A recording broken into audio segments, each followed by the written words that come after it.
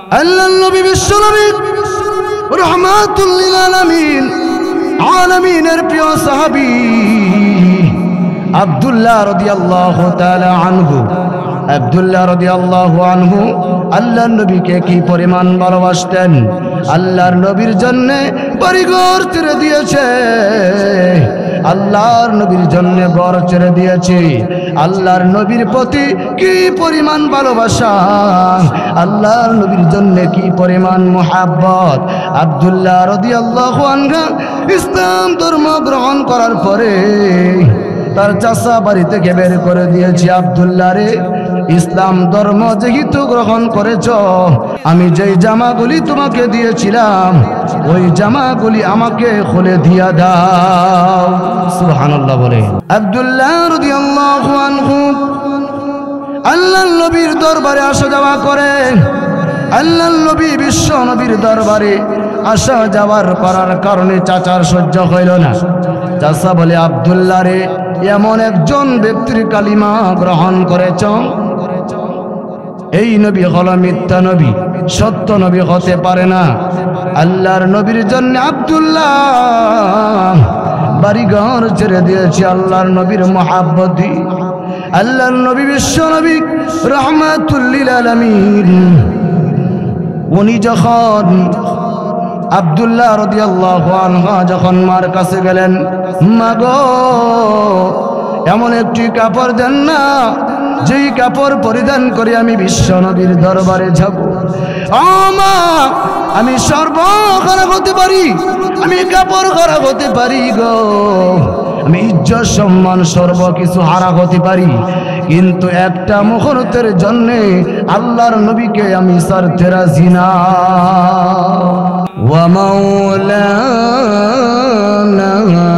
মুহাম্মাদান আবদুহু ওয়া রাসূলুহু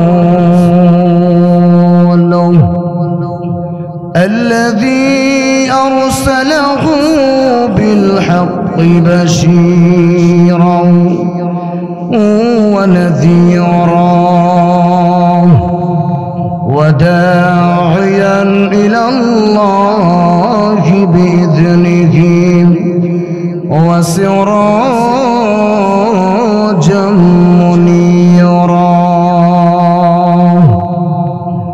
أما بعد فقد قال الله تعالى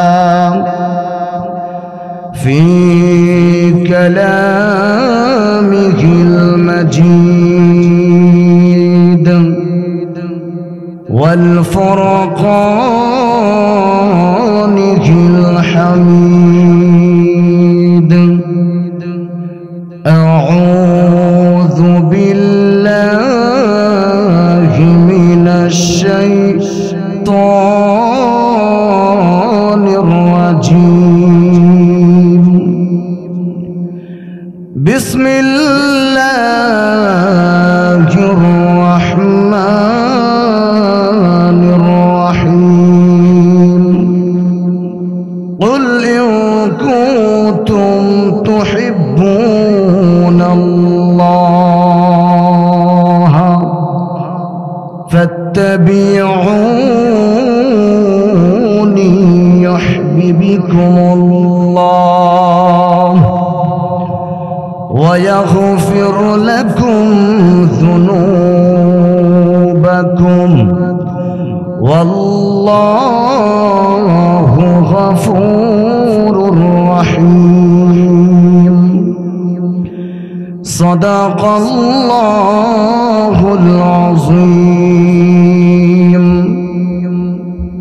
قال النبي صلى الله عليه وسلم لا يؤمن أحدكم حتى أكون أحب إليه من والده وولده والناس أجمعين أو كما قال عليه الصلاة والسلام إن ইন্নাল্লাহা ওয়া মালাইকাতাহু ইউসাল্লুনা আলান নবী ইয়া আইয়ুহাল্লাযীনা আমানু সাল্লু আলাইহি وسلموا تسليما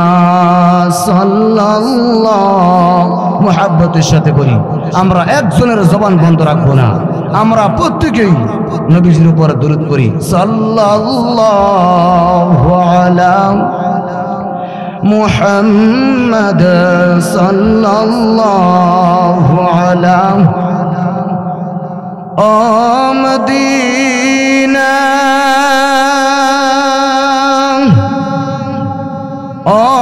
মদিনার বাসীগণ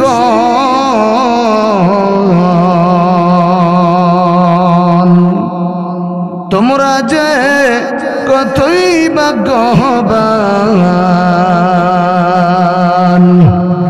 তোমাদের মাঝে শুয়ে আছেন দুজাহানের মুহাজ্জন বালাগাল উলা بكماله كشف الدجى بجماله حسنت جميع خصاله صلوا عليه وآله لا إله إلا الله لا إله মুহাব্বতের সাথে জিকির করি লা ইলাহা ইল্লাল্লাহ লা ইলাহা ইল্লাল্লাহ লা ইলাহা ইল্লাল্লাহ লা ইলাহা জোরে জোরে মাশাআল্লাহ লা ইলাহা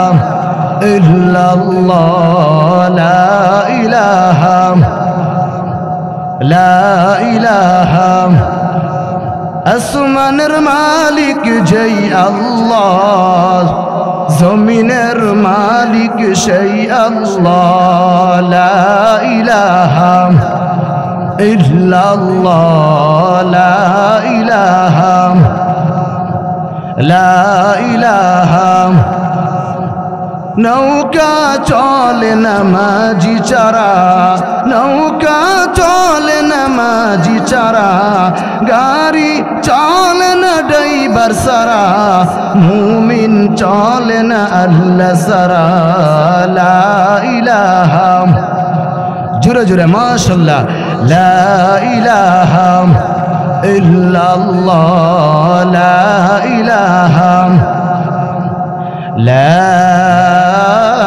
إله إلا الله محمد رسول الله আমরা সকলে বলি সাল্লাল্লাহু আলাইহি ওয়াসাল্লাম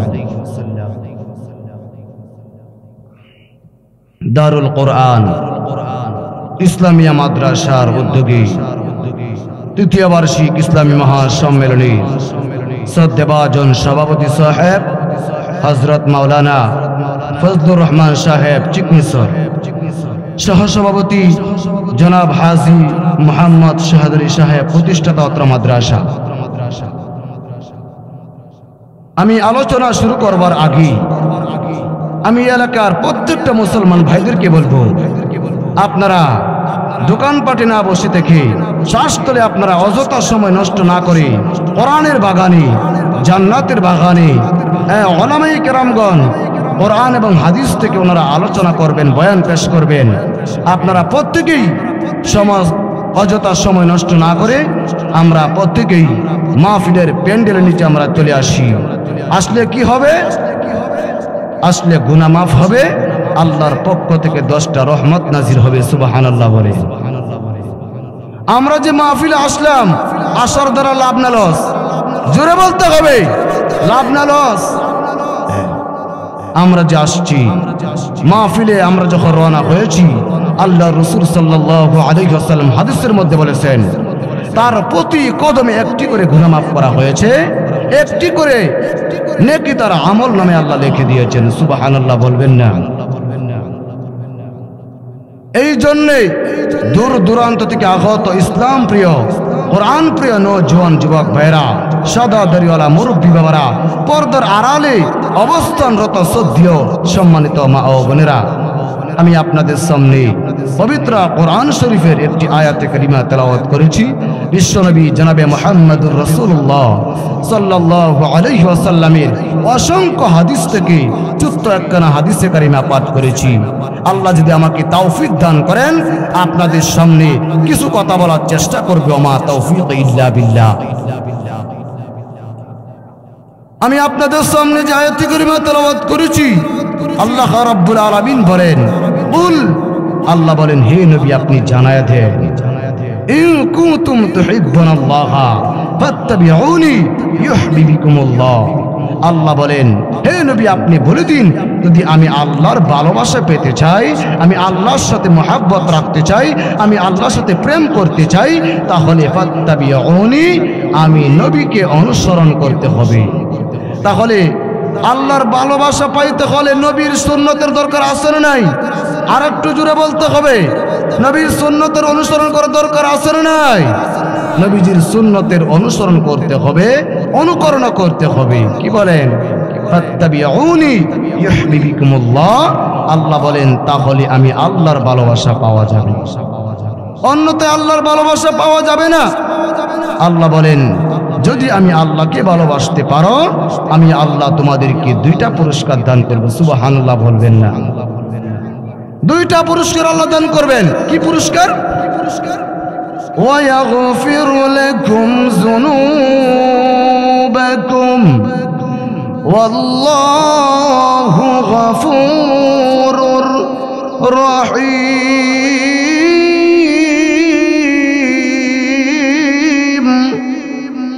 আল্লাহ রাব্বুল আলামিন বলেন, আমি বান্দার যত গুনাহ আছে, ছোট বড় যত গুনাহ আছে, আমি আল্লাহ মুহূর্তের মধ্যে মাফ করে দেব। সুবহানাল্লাহ। আচ্ছা আপনারাই বলেন, আল্লাহর মতো দয়ালু, আল্লাহর মতো গফুর রহিম এই পৃথিবীতে আর কেউ আছে? আর একটু জোরে বলেন। বান্দা গুনাহ করতে দেরি, আল্লাহ কবুল করতে, আল্লাহর কাছে যখন আমরা তাহাজ্জুদের নামাজে রাত্রে যখন আমরা দাঁড়িয়ে যাই নামাজ মুসল্লা বিছিয়ে আমরা যখন তাহাজ্জুদের সময় সিজদায় পড়ে চোখের পানি ছেড়ে ছেড়ে যখন আমরা আল্লাহর কাছে কান্নাকাটি করি, আল্লাহ বলে, বান্দা তোমরা যেহেতু গুনাহের কথা স্মরণ করে লজ্জিত হয়ে আমি আল্লাহর কাছে তোমরা যখন তওবা চাই করেছো, মাফ চাইছো, আমি আল্লাহ এই মুহূর্তে তোমাদেরকে মাফ করে দিলাম। সুবহানাল্লাহ। রাসূল হাদিসেও বলেছেন, লা ইউমিনু আহাদুকুম হাত্তা আকুনা আহাব্বা ইলাইহি মিন ওয়ালিদিহি ওয়া ওয়ালাদিহি ওয়ান নাসি আজমাইন। রাসূল বলেছেন, তোমরা ততক্ষণ পর্যন্ত মুমিন হতে পারবে না যতক্ষণ পর্যন্ত আমি নবীকে বেশি ভালো না বাসবে। সুবহানাল্লাহ বলেন। তাহলে হাদিস থেকে আমরা পরিষ্কার বুঝতে পারলাম, নবীকে আমাদের বেশি ভালোবাসতে হবে। আব্বা আম্মার চাইতে, আত্মীয় স্বজনের চাইতে, আমার সন্তানের চাইতে, আমার কলিজার চাইতে আমরা বেশি কাকে ভালোবাসবো? বিশ্বনবী মুহাম্মদুর রাসূলুল্লাহকে আমাদের বেশি ভালোবাসতে হবে। তাহলে ভালোবাসলে কি হবে? আমরা জান্নাতে যাইতে পারবো। আর আমরা যদি মুমিন না হতে পারি, আমরা জান্নাতে যাইতে পারবো না। কি বলে? আমরা তো মনে করি নামাজ পড়লেই আমরা মুমিন, লম্বা জামা গায়ে লাগাইলে আমরা মুমিন। আমাদের সমাজ একদল ভণ্ডরা আছে, তারা নিজেরা আশিক রাসূল দাবি করে, কিন্তু নিজেদের মধ্যে ঈমান নাই, আমল নাই, রাসূলের সুন্নতের কোনো খবর নাই, আবার দাবি করে আশিক রাসূল। আমি তো মনে করি তারা আশিক রাসূল হতে পারে না, তারা হলো আশিক জিলাফি। যেরকম ঠিক কিনা বেঠি? তারা সাধারণ মানুষের ঈমানগুলিকে নষ্ট করতেছে, আমলগুলিকে নষ্ট করতেছে। এই জন্যে দেওয়ালের মধ্যে লম্বা নাম লেখে সাইনবোর্ড লাগিয়ে আশিক রাসূল হওয়া যায় না। আশিক রাসূল হতে গেলে রাসূলের সুন্নতের অনুসরণ লাগবে, অনুকরণ লাগবে। কি বলেন? অনুসরণ লাগবে না, অনুকরণও লাগবে, দুটোই লাগবে। তাহলে আমরা যদি রাসূলকে ভালোবাসতে পারি, আল্লাহর রাসূল সাল্লাল্লাহু আলাইহি ওয়াসাল্লাম বলেছেন, সে আমাদের সাথে, আমি নবীদের সাথে জান্নাতে থাকবে। সুবহানাল্লাহ বলে। মান আহাব্বা সুন্নতি ফাকাদ আহাব্বানি ওয়া মান আহাব্বানি কানা মাই ফিল জান্নাহ। রাসূল বলেছেন যে আমার সুন্নতকে ভালোবাসলো সে আমি নবীকে ভালোবাসলো, যা আমাকে ভালোবাসলো, হ্যাঁ এরপর বলা হয়েছে কানা মাই ফিল জান্নাহ, সে আমি নবীর সঙ্গে জান্নাতে যাবে। আমরা হলাম সেই নবীর উত্তরসূরি। উলামায়ে কেরাম হলেন নবীর ওয়ারিস। রাসূল হাদিসে বলেছেন ইন্নাল উলামাই ওয়ারাসাতুল আম্বিয়া, উলামায়ে কেরাম হলেন নবীর ওয়ারিস। কি বলেন ঠিক কিনা বেটি? উলামায়ে কেরামের কাছে নবীজি দাওয়াতের কাজের জিম্মাদারি উলামায়ে কেরামের কাছে দিয়ে গেছেন। এই উলামায়ে কেরাম তোমরা আমার কোরআন এবং সুন্নাহকে তোমরা আঁকড়ে ধরবে এবং মানুষদেরকে তোমরা দ্বীনের প্রতি আহ্বান করবে। প্রত্যেকটা সাহাবায়ে কেরাম রাসূলকে কি পরিমাণ মহব্বত করতেন, নবীজিকে কি পরিমাণ ভালোবাসতেন। সুবহানাল্লাহ বলবেন না? এই জন্য আসুন আল্লাহর নবী বিশ্বনবী রাহমাতুল লিল আলামিন, আলামিনের প্রিয় সাহাবী আব্দুল্লাহ রাদিয়াল্লাহু তাআলা আনহু, আব্দুল্লাহ রাদিয়াল্লাহু আনহু আল্লাহর নবীকে কি পরিমাণ ভালোবাসতেন। আল্লাহর নবীর জন্য বাড়িঘর ছেড়ে দিয়েছে, আল্লাহর নবীর জন্য ঘর ছেড়ে দিয়েছে। আল্লাহর নবীর প্রতি কি পরিমাণ ভালোবাসা, আল্লাহর নবীর জন্য কি পরিমাণ মুহাব্বত। আব্দুল্লাহ রাদিয়াল্লাহু আনহু ইসলাম ধর্ম গ্রহণ করার পরে তার চাচা বাড়ি থেকে বের করে দিয়েছে। আব্দুল্লাহ রে, ইসলাম ধর্ম যেহেতু গ্রহণ করেছ, আমি যেই জামাগুলি তোমাকে দিয়েছিলাম ওই জামাগুলি আমাকে খুলে দিয়া দাও। সুবহানাল্লাহ বলে। আব্দুল্লাহ রাদিয়াল্লাহু আনহু আল্লাহর নবীর দরবারে আসা যাওয়া করেন। আল্লাহর নবী বিশ্ব নবীর দরবারে আসা যাওয়ার করার কারণে চাচার সহ্য হইল না। চাচা বলে আব্দুল্লাহ রে, এমন একজন ব্যক্তির কালিমা গ্রহণ করেছ, এই নবী হলো মিথ্যা নবী, সত্য নবী হতে পারে না। আল্লাহর নবীর জন্য আব্দুল্লাহ বাড়িঘর ছেড়ে দিয়েছে আল্লাহর নবীর মহাব্বতি। আল্লাহর নবী বিশ্ব নবী রাহমাতুল লিল আলামিন, উনি যখন আব্দুল্লাহ রাদিয়াল্লাহু আনহু যখন মার কাছে গেলেন, মা গো এমন একটি কাপড় দেন না যেই কাপড় পরিধান করে আমি বিশ্ব নবীর দরবারে যাব। মা, আমি সর্ব খারাপ হতে পারি, আমি কাপড় খারাপ হতে পারি গো, আমি ইজ্জত সম্মান সর্বকিছু হারা হতে পারি, কিন্তু একটা মুহূর্তের জন্য আল্লাহর নবীকে আমি ছাড়তে রাজি না। সাহাবায়ে কেরাম রাসূলকে নিজের জানের চাইতে, জীবনের চাইতে আল্লাহর রাসূলকে বেশি ভালোবাসতেন। আব্দুল্লাহ রাদিয়াল্লাহু আনহু আল্লাহর নবী বিশ্ব নবী রাহমাতুল লিল আলামিনের দরবারে গেলেন। গিয়া যখন সালাম দিলেন, ইয়া রাসূলুল্লাহ আসসালামু আলাইকা ইয়া রাসূলুল্লাহ ইয়া হাবিবাল্লাহ। আল্লাহর নবী গো, আল্লাহর নবী বিশ্ব নবী রাহমাতুল লিল আলামিনের হুজরা মুবারকের সামনে দাঁড়িয়ে আছি। শীতের মধ্যে কোন শীতের মধ্যে কাঁপতে আছি। আল্লাহর নবী বিশ্ব নবী ফজরের নামাজের পরে উনি যখন হুজরা মুবারক থেকে বের হবেন, আল্লাহর নবী বিশ্ব নবী রাহমাতুল লিল আলামিন হুজরা মুবারক থেকে নবীজি বের হয়ে দেখেন একজন যুবক দাঁড়িয়ে আছে। আল্লাহর নবী বিশ্ব নবী রাহমাতুল লিল আলামিন বলে, যুবক কি তোমার পরিচয়, কোথায় তোমার ঘর বাড়ি?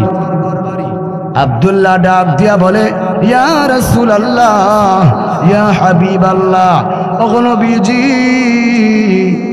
কিছুদিন আগে ইসলাম ধর্ম গ্রহণ করেছি, আমার নাম ছিল আব্দুল উজ্জা, আপনি আমাকে কালিমা পড়ায়া মুসলমান বানায় আমার নাম রাখছেন আব্দুল্লাহ।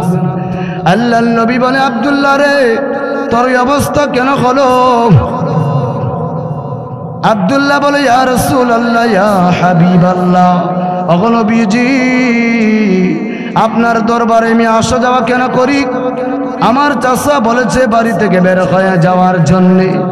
ওগো নবীজি, আমি আমার চাচাকে বলেছি, চাচা ইজ্জত সম্মান সর্বহারা হতে পারি, কিন্তু আল্লাহর কসম করে বলি একটা মুহূর্তের জন্য বিশ্ব নবীর দরবার আমরা ছাড়তে রাজি হব না।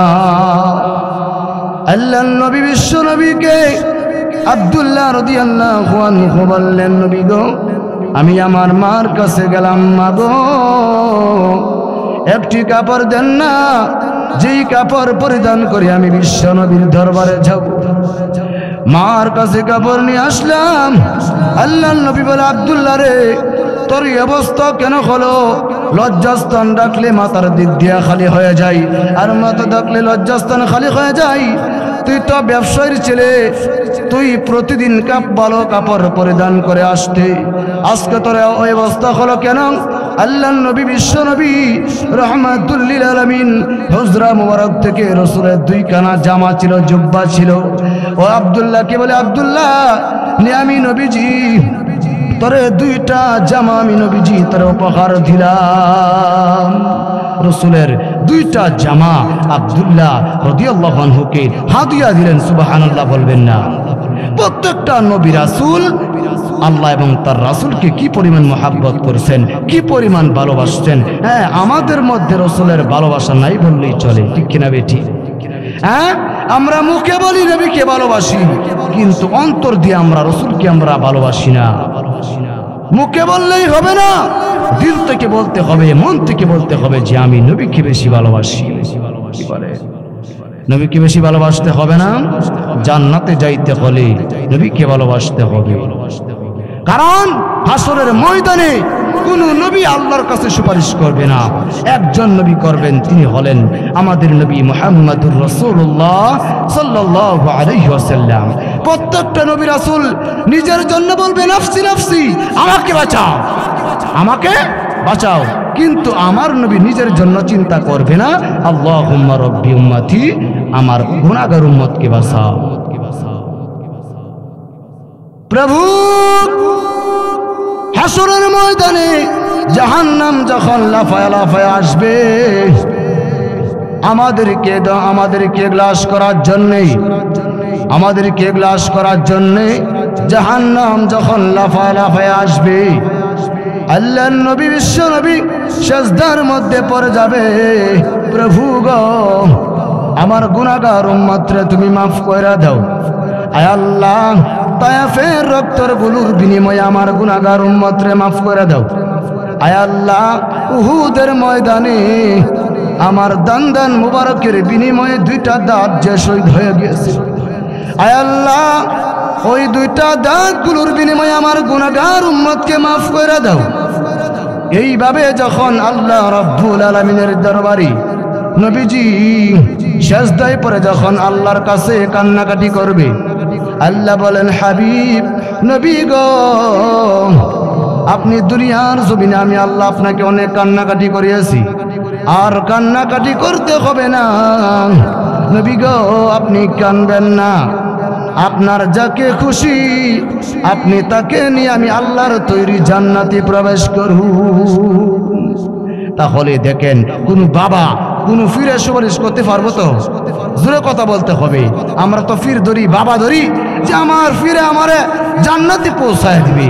এই ফিরে নামাজ নাই, রোজা নাই, নামাজ নাই, রোজা নাই, রাসূলের সুন্নতের ধারে কাছেও যায় না। এই বাবা বছর একবার গোসলও করে না, শরীরের মধ্যে ফাড়ার গন্ধ করে, কি করে না? আর একটু ধীরে বলতে হবে, শরীরের মধ্যে ফাড়ার গন্ধ করে। ব্রাহ্মণবাড়িয়া এইগুলি অনেক বেশি, বিবারিয়াতে অনেক বেশি। বিভিন্ন মহিলারা তারা আগরবাতির দুনিয়া পেটের মধ্যে মালিশ করে, বাবা একটা সন্তান দাও। আপনাদেরকে মনত করে বলবো, আপনাদের কাছে আমার প্রশ্ন হলো, কোন বাবা কোন ডাক্তার সন্তান দিতে পারবে তো? দিতে পারবে? আচ্ছা আপনারা বলেন, সন্তান আল্লাহ তাআলার পক্ষ থেকে একটা নিয়ামত কিনা? বলেন, নিয়ামত কিনা? কত মানুষের সন্তান হয় না, ডাক্তার কবিরাজ বাট্টে খাওয়াইছে, এরপরেও কোনো কাজ হয় না। এই সন্তান আল্লাহ আপনাকে দিয়েছেন, আল্লাহর পক্ষ থেকে একটা নিয়ামত শুরু। কি বলেন, নিয়ামত না ভাই? আর আমরা কি করি? আল্লাহর সাথে গিয়ে শিরিক করি, মাজারে গিয়ে সিজদা করি। পরিষ্কার বুঝতে হবে সেজদা পাওয়ার যোগ্য হলেন একমাত্র আল্লাহ। আল্লাহর কুদরতি কদমে, আল্লাহর কুদরতি পায়ে আমরা সেজদা দিব। আল্লাহ ছাড়া পৃথিবীর কোনো মাখলুকের কাছে আমরা মাথা নত করব না, পৃথিবীর কোনো মানুষের পায়ে আমরা সেজদা দিব না। কি বলে? আল্লাহর সাথে শিরিক করা হচ্ছে, আল্লাহর সাথে শিরিক করা হচ্ছে। মাজারে গিয়ে সেজদা করে বাবার কাছে সন্তান চা, বাবার কাছ থেকে উতার পানি নিয়ে আসে। উতার পানি বলতে পসরা পায় না, সে নিজেও খা, আবার নিজের শরীরের মধ্যে মাখে। আর কি বলে? বাবা তোমার দরবারে কেউ ফিরে না কালি হাতে, একটা সিন্নি যদি কম পড়ে কিলা কিলি ঢুম পরে জোরে কণ্ঠি কেনা বেঠি। এই জন্যে এই বন্ধ প্রতারক মানুষদের হাত থেকে আমাদেরকে বাঁচে থাকতে হবে, তাদের কাছ থেকে আমাদেরকে দূরে থাকতে হবে, কারণ তারা মানুষের ঈমানগুলিকে নষ্ট করতেছে। কয়েকদিন আগে আপনারা শুনেছেন কোরআন নিয়ে অপমান করা হয়েছে। একদল লোক, আমাদের কিছু জাতি ভাইয়েরা, তারা আমাদের নবীকে শেষ নবী মানে না। এটা আমার আজকে পরিষ্কার করতে হবে। আমি কিশোরগঞ্জ এক মসজিদ মাদ্রাসায় আমি থাকি, এখানে জুমার বয়ানে আমি বলছি যে কাদিয়ানি যারা অমুসলিম ঘোষণা তাদেরকে করতেই হবে। বাংলাদেশ সরকারের কাছে আমি বলছি, যে সরকার এখন আছে ডক্টর ইউনূস সাহেব, ওনাকে বলছি আপনি তাদেরকে রাষ্ট্রীয়ভাবে তাদেরকে আপনি অমুসলিম ঘোষণা করতে হবে, কারণ তারা আমাদের নবীকে শেষ নবী মানে না। আচ্ছা আপনারা বলেন, আমাদের নবী শেষ নবী কিনা বলেন? আমাদের নবীর পরে আর কোন নবী আছে? চিৎকার মেরে বলতে হবে, আমাদের নবীর পরে আর কোন নবী আছে? রাসূল হাদিসের মধ্যে বলে গেছেন, আল্লাহ কোরআনেও বলছেন, আনা খাতামুন নাবিয়্যিন লা নাবিয়্যা বা'দি। রাসূল বলেন, আমি হলাম শেষ নবী, আমার পরে আর কোন নবী আসবে না, কিয়ামত পর্যন্ত আর কোন নবী আসার স্থানকালী না, খালি আল্লাহ কোরআনেও বলছেন, মা কানা মুহাম্মাদুন আবা আহাদিন মির রিজালিকুম ওয়ালাকিন রাসূলুল্লাহ।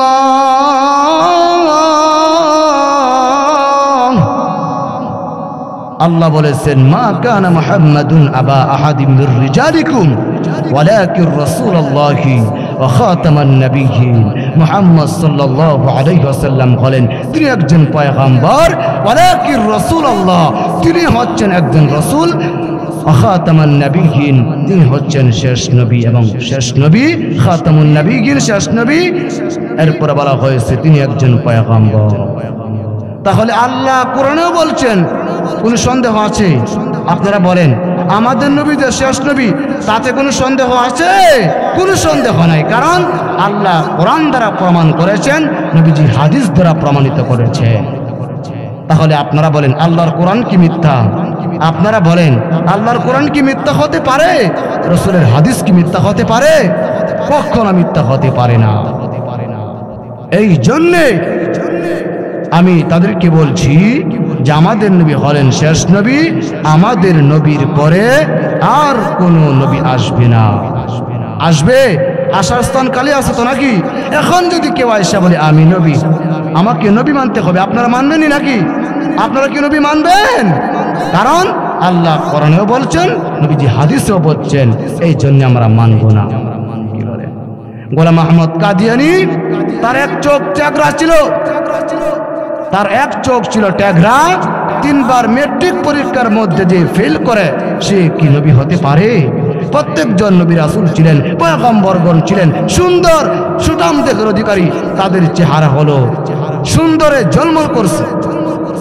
আর সে প্রতারক বাটপার, সে আয়েশা বলে আমি নবী, আমাকে নবী মানতে হবে। এই বাটপারগুলি থেকে আমাদেরকে দূরে থাকতে হবে, কারণ তারা মানুষের ঈমানগুলি নষ্ট করতেছে। অল্প কিছুক্ষণের মধ্যে আমি আলোচনা শেষ করে দিব। এই জন্য আল্লাহ রাব্বুল আলামিন, আল্লাহর নবী বিশ্বনবী রাহমাতুল লিল আলামিনের একজন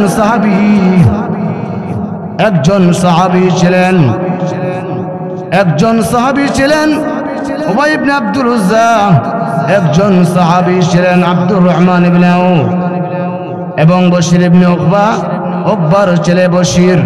আল্লাহর নবীর জন্যে যুদ্ধের ময়দানে চলে গেলেন, জিহাদের ময়দানে চলে গেলেন জিহাদ করার জন্যে। আল্লাহর নবীর সাথে যখন গেলেন, যাওয়ার পরে যুদ্ধ করতে করতে উনি শাহাদাত বরণ করেছে। যুদ্ধ করতে করতে উনি যখন শাহাদাত বরণ করলেন, তারপরে আল্লাহর নবী বিশ্ব নবী রাহমাতুল লিল আলামিন যখন বাড়ির মধ্যে আসলেন, আর তার সন্তান ছোট ছেলে বশির ইবনে উকবার উনি যখন চোখের পানি ছেড়ে কাঁদতেছে যে আমার তো মাও নাই, আমার তো বাবাও নাই, আমি কার সঙ্গে ঘুমাবো, আমি কার সাথে রাত কাটাবো, আমার তো মাও নাই, আমার বাবাও তো চলে গেছে নবীজির সাথে যুদ্ধের ময়দানে, আমি আজকে রাতটা কার সঙ্গে কাটাবো? সূর্যগুলি মলিন হয়ে গেছে, লাল হয়ে গেছে। আল্লাহর নবী বিশ্ব নবী রাহমাতুল লিল আলামিন বাড়ির মধ্যে যখন আসলেন, আল্লাহর নবী আসার পর ওই সন্তানটা বলতেছে, ইয়া রাসূলুল্লাহ, ইয়া হাবিবাল্লাহ, ওগো নবীজি, আমার আব্বা আপনার সঙ্গে যুদ্ধের ময়দানে চলে গিয়েছিল, আমার আব্বা কোথায়? আল্লাহর নবী বিশ্ব নবী রাহমাতুল লিল আলামিন চোখের পানি ছেড়ে উনি কান্নাকাটি শুরু করে দিয়েছে, আর আসমানের মালিকের দিকে তাকায় বলে, আল্লাহ, ওই 7 বছরের বাচ্চাকে, ছোট্ট বাচ্চাকে আমি কি বুঝ দিব, ওই তো সে তো বুঝবে না।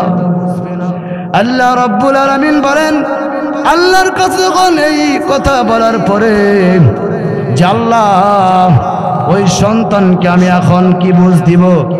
আল্লাহর নবী বলেন, আল্লাহর নবী বিশ্ব নবী রাহমাতুল লিল আলামিন বলেন, বশির, আর কাঁদতে হবে না, আমি মুহাম্মাদুর রাসূলুল্লাহ, বাকি জিন্দেগির জন্য আমি মুহাম্মদ তোর আব্বা হয়ে গেলাম।